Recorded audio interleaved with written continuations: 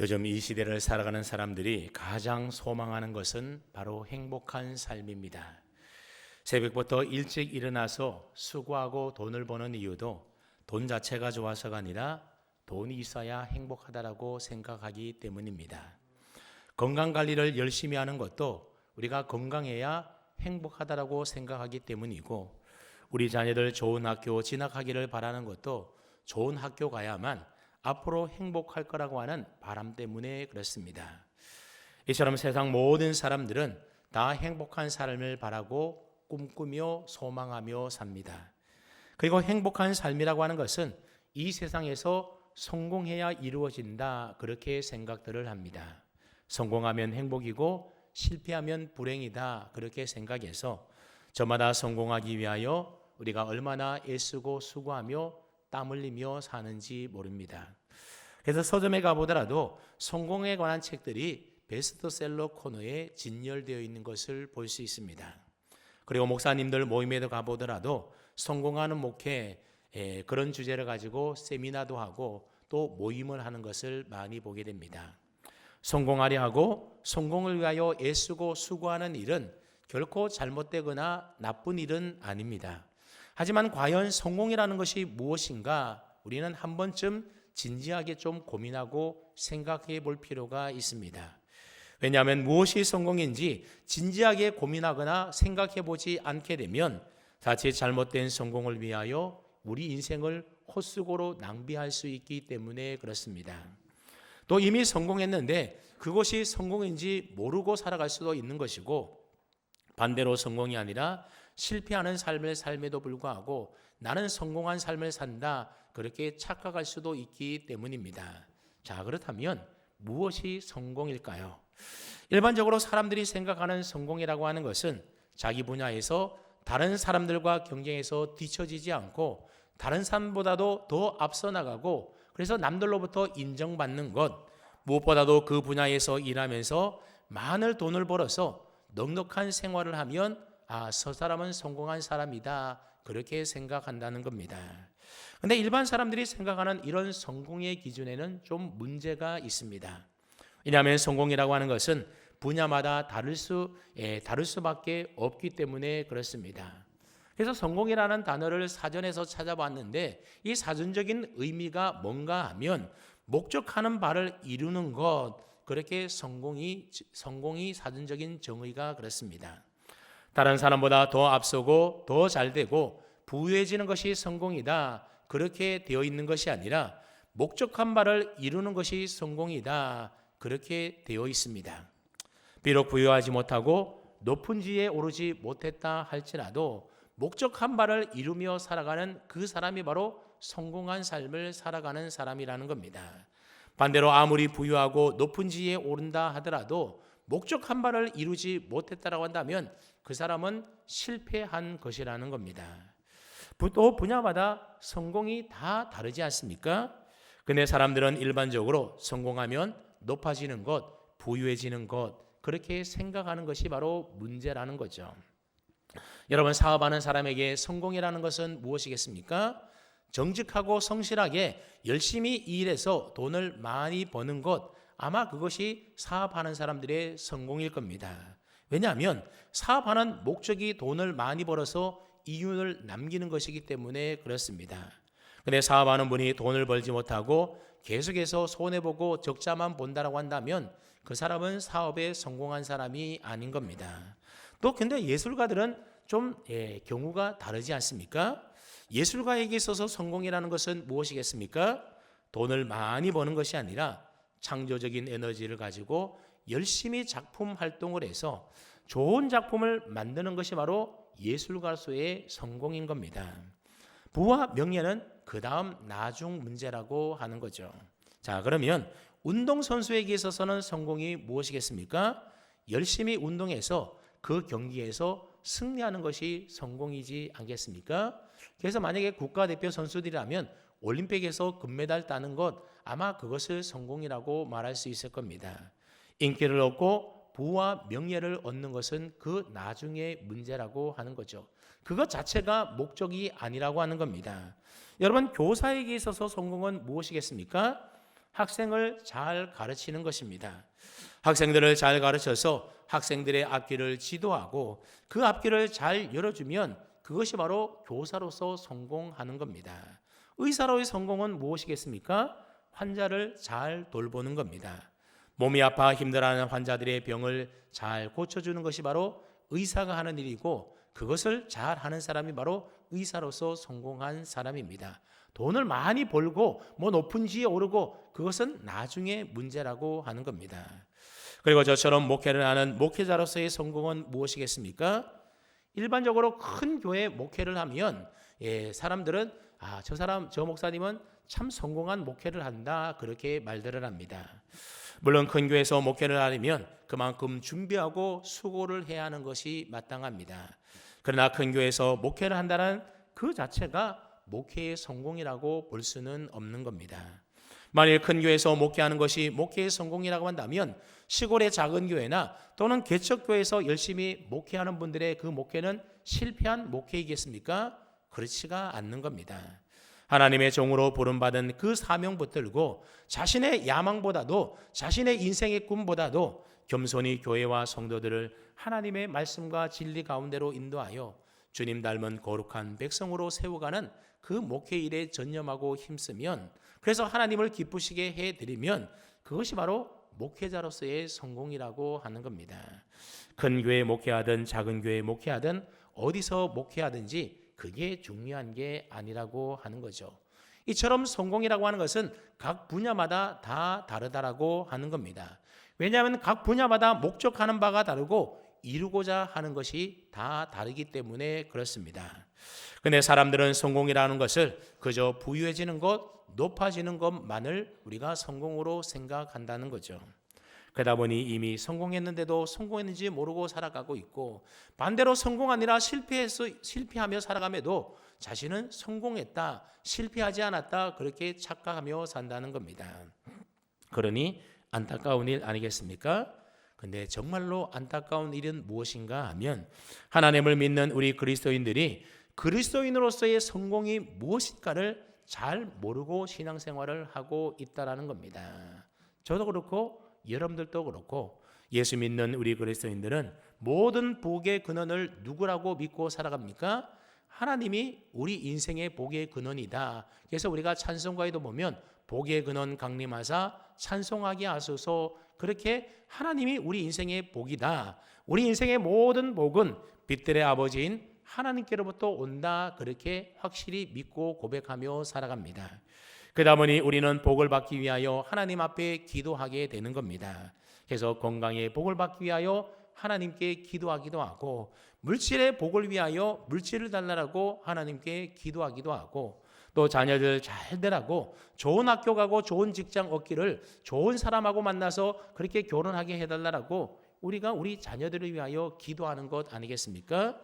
여러분, 이렇게 기도하는 것이 나쁜 것이겠습니까? 결코 그렇지 않습니다. 복의 근원에 계시는 하나님이 주시는 복을 그 자녀되는 우리들이 이 세상 가운데서 누리며 살고 싶은 마음은 지극히 당연한 일인 것입니다. 이를 위하여 우리는 마땅히 기도해야 할 겁니다. 그런데 문제는 무엇인가 하면 하나님을 믿음으로 세상에서 복을 받아 누리는 것이 그리스도인의 성공이다, 이렇게 생각하면 이건 잘못된 일이라는 겁니다. 하나님을 믿음으로 이 세상에서 복을 누리며 살아가는 것은 참 감사한 일이고 하나님의 놀라운 은혜이지만 그것 자체가 그리스도인의 성공은 결코 아니라고 하는 겁니다. 만약 이 세상에서 우리가 잘되고 부유하고 평안하고 아무런 문제 없이 살아가는 것이 우리 성도들의 성공이고 그리스도인의 성공적인 삶이라고 한다면, 그러면 성도들 가운데 병들어 아픈 분들, 가난하고 고난 중에 있는 성도들은 실패한 성도들이겠습니까? 그렇지가 않다라는 거죠. 여러분, 사도 바울의 경우를 한번 생각해 보십시오. 사도 바울은 복음 전파를 위하여 결혼도 하지 않고 온갖 인생의 많은 고난을 겪고 감옥에 갇혀 결국 순교를 당하는데, 그러면 사도 바울은 실패한 그리스도인의 삶을 산 것이겠습니까? 그렇지가 않다는 겁니다. 예수님의 제자들 가운데서도 순교당한 사람들이 있는데 그들이 실패한 것입니까? 그렇지 않습니다. 우리나라 역사 가운데도 보면 복음을 위하여 순교한 사람들이 많이 있습니다. 지금 또 복음을 가슴에 품고 온 가족들과 함께 어렵고 힘든 순교를 각오하면서 그 환경으로 뛰어들어가서 복음을 전가하는 많은 선교사님들이 있는데, 그러면 그들의 삶이 실패한 것이겠습니까? 그렇지 않은 겁니다. 성공한 그리스도인의 삶은 세상에서 부유하고 건강하고 평안하고 아무런 문제 없이 사는 것이 그리스도인의 성공적인 삶이 결코 아닌 겁니다. 그렇다면 그리스도인의 성공은 무엇이겠습니까? 오늘 본문 말씀을 우리가 잘 묵상해 보면 우리 그리스도인의 성공이 무엇인지를 우리가 알 수가 있는데, 오늘 본문은 힘겨운 삶을 살아가는 우리 그리스도인들에게 참 위로가 되고 은혜가 되는 말씀입니다. 오늘 본문을 보면 먼저 주님이 부르고 계십니다. 주님이 부르는데 어떤 사람을 부르고 계십니까? 수고하고 무거운 짐 진 자들아 다 내게로 오라. 우리 주님이 부르십니다. 세상에서 부유한 사람, 공부 많이 해서 똑똑한 사람, 높은 지위에 오는 사람 다 내게로 오라, 그렇게 말씀하지 않으셨습니다. 세상 사는데 걱정 근심 없는 사람, 흠이 없고 깨끗하고 의로운 사람 내게로 오라, 그러지도 않으셨습니다. 얼굴 잘생기고 성격 좋고 문제없는 사람들 내게 오라, 그렇게 부르고 초청하지도 않으셨습니다. 어떤 사람 오라고 합니까? 수고하고 무거운 짐진 자들아, 인생의 모든 수고로움과 모든 인생의 죄로 인하여 고통 가운데 힘들어하는 인생들을 향하여 다 내게로 오라, 내가 너희를 쉬게 해주겠다고 우리 주님이 초청하고 계십니다. 그러니 주님의 이 부르심이 우리에게 얼마나 감사한 일입니까? 보통 사람들은 수고하고 무거운 짐진 자들을 불편해합니다. 부담스러워합니다. 그래서 곁에 있는 것을 싫어합니다. 그러니 그런 사람들을 내게로 오라고 부르지도 초청하지도 않는 겁니다. 그런데 주님은 수고하고 무거운 짐진 자들아 다 내게로 오라, 그래서 내게서 쉬어라, 그렇게 우리 주님이 부르고 초청하고 계신다라는 겁니다. 왜 오라고 합니까? 하나님 예수님이 너희를 쉬게 해주겠다라고 오라고 하는 겁니다. 그렇습니다. 하나님을 믿는 우리 기독교 신앙은 기본적으로 주 안에서 쉼을 누리는 신앙인 겁니다. 세상에서 수고하던 모든 무거운 짐, 우리 인생의 모든 죄짐까지도 다 주님 앞에 내려놓고 주님이 주시는 은혜와 평강을 누리며 평안히 쉬는 것, 이게 바로 기독교 신앙입니다. 그래서 찬송가 373 가사처럼 주 안에 있는 나에게 딴 근심 있으랴, 세상의 모든 걱정 근심 무거운 짐을 다 주님 앞에 내려놓으니 주 안에 있는 나에게는 딴 근심 있으랴, 그렇게 찬송 부르는 것이 바로 우리 기독교 신앙인 겁니다.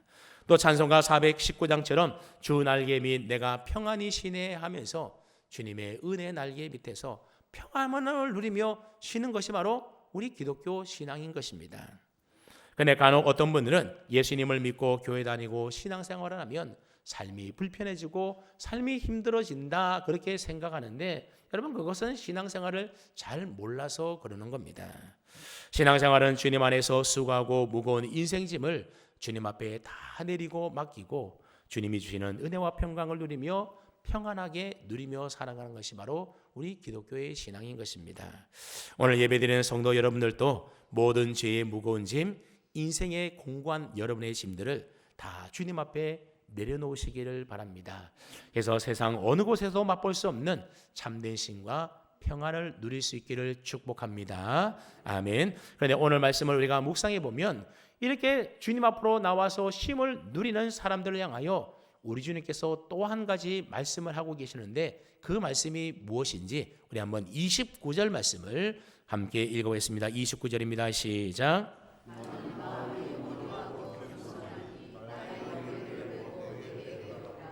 그리하면 너희 마음이 쉼을 얻으리니. 아멘. 주님 앞에 나와 인생에 수고하고 무거운 모든 짐들을 다 주님 앞에 내려놓고 맡기고 충분한 쉼을 누린 사람들을 향하여 주님이 그 다음에 하시는 말씀이 있는데, 그게 뭐라는 겁니까? 배우라고 하는 겁니다. 여러분, 예수님을 믿는 우리 기독교 신앙은 그저 한없이 평안하게 쉬고만 있는 게 아닌 것입니다. 물론 주 안에서 충분한 쉼을 누리고 평안과 안식을 누려야 합니다. 그 다음에는 뭘 해야 된다고요? 배워야 한다는 겁니다. 무엇을 배워야 한다고요? 내게 배우라. 즉 예수님이 어떤 분인지를 우리는 배워야 하는 겁니다. 그래서 에베소서 4장 15절 말씀에 보면 오직 사랑 안에서 참된 것을 하여 범사에 그에게까지 자랄지니 그는 버리니 곧 그리스도시다. 그렇게 되어 있습니다. 공고한 인생 주님 앞에 나와서 우리 모든 죄의 무거운 짐을 또 우리 인생의 모든 괴로운 짐들을 다 주님 앞에 맡기고 내려놓고 참된 평안과 쉼을 이제 얻었다고 한다면 그 다음부터는 뭘 해야 된다고요? 예수님을 배워서 예수님까지 자라나야 한다는 겁니다. 어디까지 자라는가 하면 그리스도의 장성한 분량에 충만하게 이를 때까지 우리가 자라나야 하는 것입니다. 계속해서 그냥 쉬고만 있는 것이 아니라 그 다음에는 우리의 믿음이 점점 자라고 성장하여 예수님을 닮아가야 한다 그 말입니다. 그래서 빌립보서 2장 5절로 7절 말씀해 보게 되면 너희 안에 이 마음을 품으라. 누구의 마음을요? 곧 그리스도 예수의 마음이니 우리 안에 예수님 마음 품고 예수님 닮아가야 된다는 겁니다. 어떤 예수님의 마음을 품으라고 이야기합니까? 그 다음 말씀을 보면 그는 금문 하나님의 본체시나 하나님과 동등됨을 취할 것으로 여기지 아니하시고 오히려 자기를 비워서 종의 형체를 가지고 사람과 같이 되셨다 말씀하고 있습니다. 하나님과 똑같은 동일 본체를 가지신 예수님이 낮고 낮은 인간의 몸으로 그렇게 낮추어서 이 세상에 오셔서 우리를 위하여 자신의 생명을 주시기까지 우리를 사랑해 주셨다고 한 거죠. 그래 너희 안에 누구 마음 품으라는 겁니까? 이처럼 우리를 위하여 겸손히 낮아지시고 우리를 사랑해 주신 그 그리스도 예수의 마음을 우리 마음에 품고 살아야 한다는 겁니다. 또 고린도전서 11장 1절 말씀해 보면 사도 바울이 말하기를 내가 그리스도를 본받는 자 된 것 같이 너희는 나를 본받는 자가 되라 그렇게 말씀하고 있습니다. 여기서 나를 본받으라고 하는 것은 사도 바울을 본받으라 그런 말이 아니라 그리스도를 본받는 나처럼 너희도 그리스도를 본받는 자가 되라 그런 의미의 말입니다. 여러분 내게 와서 배우라. 예수님을 배우라. 예수님에게까지 자라나라. 또 예수님의 마음을 품으라. 예수님을 본받으라. 이런 하나님의 말씀은 결국 우리에게 무엇을 말씀하는 것일까요? 신앙생활이라는 것은 결국 예수님을 닮아가는 것이라고 하는 겁니다. 우리 신앙생활의 목적이 어디 있는가 하면 예수님을 닮아서 그리스도의 장성한 분량에 이르기까지 우리의 믿음이 자라고 성장하는데 우리 신앙생활의 목적이 있다라고 하는 겁니다. 그 목적을 이루는 사람이 신앙생활에 성공을 하는 사람인 겁니다. 여러분 우리는 그리스도인입니다. 그리스도인이 누구냐? 그리스도를 예수님을 닮아가는 사람이 바로 그리스도인입니다. 그러면 신앙생활의 목적이 무엇이라고요? 예수 그리스도를 닮아가는 것, 그게 바로 우리 신앙생활의 목적입니다. 그리고 그 신앙생활의 목적을 이루는 것이 바로 신앙생활을 성공적으로 하는 삶인 것입니다. 그러면 어떤 사람이 그리스도인으로 성공한 사람인가? 그것은 바로 예수님을 닮아가는 그 사람이 바로 그리스도인으로서의 성공한 사람인 것입니다. 세상에서 부유한 사람, 세상에서 다른 사람보다 더 앞선 사람, 세상에서 능력이 있어서 높아진 사람, 건강한 사람, 그와 같은 사람이 그리스도인으로 성공한 사람이 아니라 예수님을 닮은 그 사람이 바로 그리스도인으로서 성공한 사람이라고 하는 겁니다. 그동안 한국교회와 많은 그리스도인들이 주 안에서 쉬라고 하는 말씀은 은혜스럽게 받아서 쉬는 일에는 참 익숙했지만 그 다음에 내게 와서 배우라고 하는 이 말씀에는 별로 주목하지 않았습니다. 그래서 그런지 오랜 시간 교회를 다니면서도 신앙생활을 하고 있음에도 불구하고 예수님을 닮아가는 성공한 그리스도인이 사실 주변에 그리 많지 않아 보입니다. 그러니 안타까운 일 아니겠습니까? 탈무드에 보면 이런 이야기가 있습니다. 생선가게에 갔다 나온 사람에게는 생선 냄새가 나고 향수가게에 갔다 나온 사람에게는 향수 냄새가 난다. 그런 이야기가 있습니다. 그저 가게에 한 번 들어갔다 나오더라도 그 냄새가 몸에 배겨 난다라는 겁니다. 근데 우리가 오랜 시간 동안 그렇게 교회를 다니고 예수님을 주로 고백하고 신앙생활을 해왔음에도 불구하고 우리의 삶 속에서 그리스도의 향기가 예수님의 냄새가 조금도 나지 않는다고 한다면, 그래서 예수님의 닮은 모습이 전혀 나타나지 않는다고 한다면 이것은 이상한 일이라고 하는 겁니다. 우리가 부유하기를 위해서는 기도하지만 부유하지 못할 수 있는 것 아닙니까? 건강하기를 바라지만 건강하지 못할 수도 있는 겁니다. 그것은 이상한 일이나 잘못된 일이 아닌 겁니다. 그럴 수 있다라는 거죠. 그러나 우리가 오랜 시간 예수 믿고 신앙생활을 했다라고 한다면 예수님을 닮아 그리스도의 향기를 바라는 삶을 살아야 되는데 그렇지 못한다고 한다면 이것은 이상한 일이고 잘못된 일이라는 겁니다. 그러니 여러분 잘 기억하실 수 있기 바랍니다. 신앙생활의 성공은 무엇인가? 이 세상에서 평안하고 문제없이 사는 것이 아니라 예수님을 닮아가는 것, 그것이 바로 신앙생활의 성공이라고 하는 겁니다. 그래서 예수님의 생각을 담고 예수님의 눈빛을 담고 예수님의 말을 담고 예수님의 행동을 담고 예수님의 삶을 우리는 닮아가야 하는 것입니다.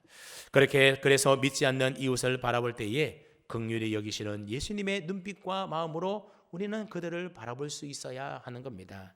그래서 죽어가는 영혼에게 하나님 나라 천국 복음을 전하고 알려주어야 하는 겁니다. 나보다 어렵고 힘든 사람을 보게 되면 예수님처럼 우리의 손을 펴서 도울 수 있는 예수님을 닮은 사람이 되어가야 하는 겁니다. 왠지 그 사람과 함께 있고 싶고 함께 있으면 마음이 편해지고 따뜻한 사람, 힘들고 낙심되고 속상하고 눈물 날 때 생각나서 만나면 큰 위로가 되어주는 사람, 좀 어색하고 싸늘했던 분위기도 부드럽게 만들어주고 따뜻하게 바꾸어줄 수 있는 그와 같은 사람, 다른 사람에게 따뜻하고 좋은 말로 힘과 용기와 격려를 안겨다주는 그런 사람이 바로 예수님을 닮은 사람이요 신앙생활에 성공하며 살아가는 사람인 것입니다. 여러분, 그런 사람이 많은 교회가 좋은 교회인 것 아니겠습니까?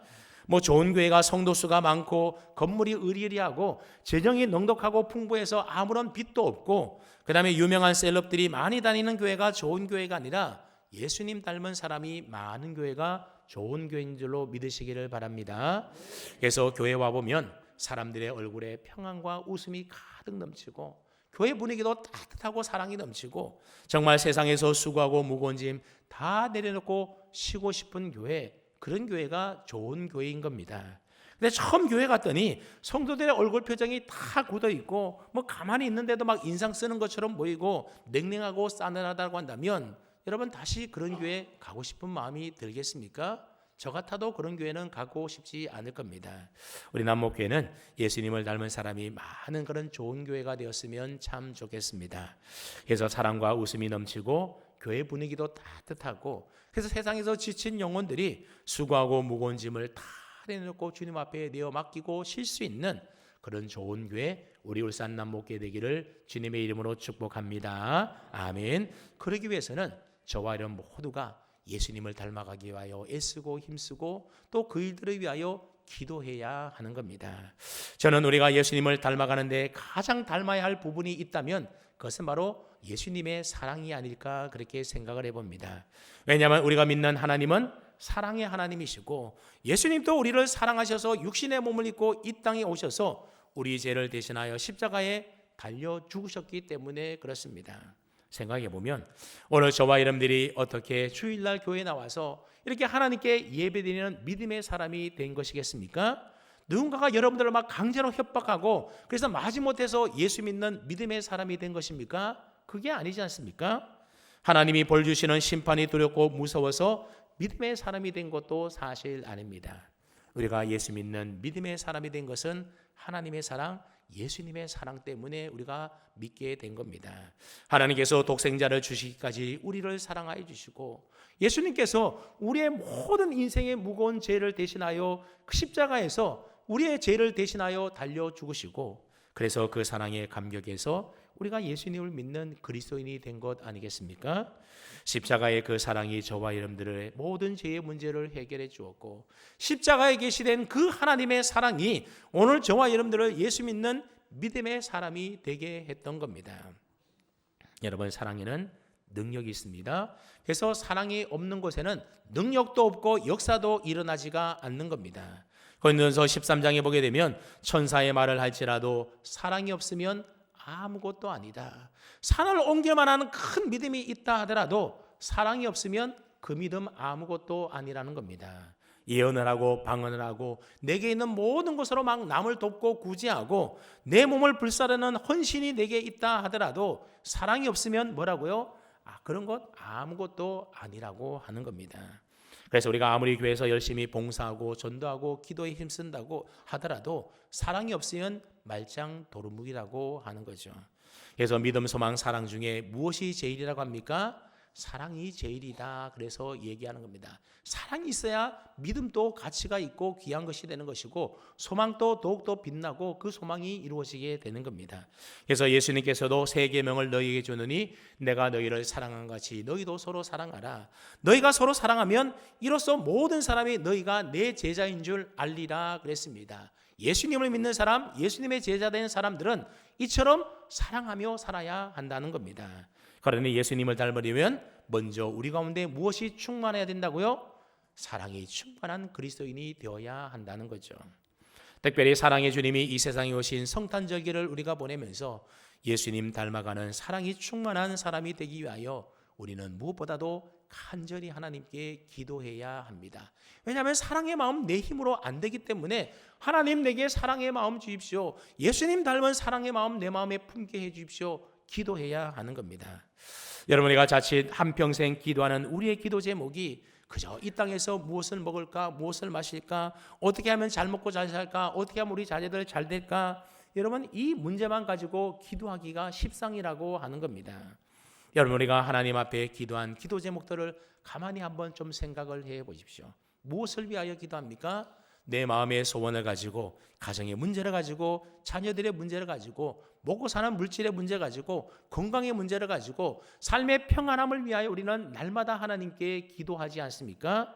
앞서 얘기했듯이 이런 기도 나쁘지가 않습니다. 이렇게 기도해야 됩니다. 그러나 한평생 동안 그저 이 세상에서 우리가 잘되고 평안하고 부유하기만을 위하여 기도한다면 그건 좀 문제 있는 것 아니겠습니까?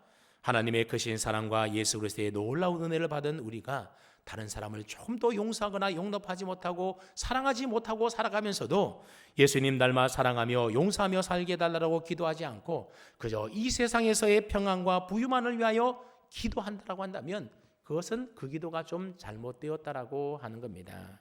예수님을 닮지 않는 우리의 모습을 바라보면서 사랑 없음에 대하여 안타까워하는 마음을 가지고 하나님 내게 주님 닮은 사랑을 내게 주십시오. 사랑의 은사 내게 허락해 주십시오. 그렇게 기도할 수 있어야 하는 겁니다.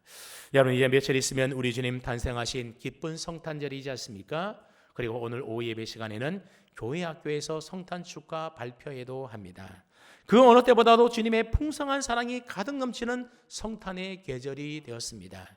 바라기는 이번 성탄절을 맞으면서 여러분의 기도 제목을 조금 바꾸어 보실 수 있기를 바랍니다.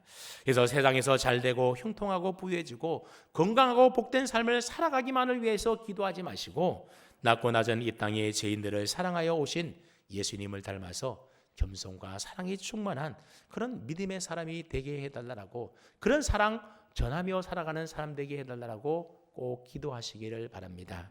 그래서 이번 성탄절에는 저와 여러분 모두가 예수님을 더 닮아가고 그래서 사랑으로 충만하여 은혜가 풍성하게 넘치는 그런 기쁜 성탄절 맞이하시고 보낼 수 있기를 주님의 이름으로 축원합니다. 아멘.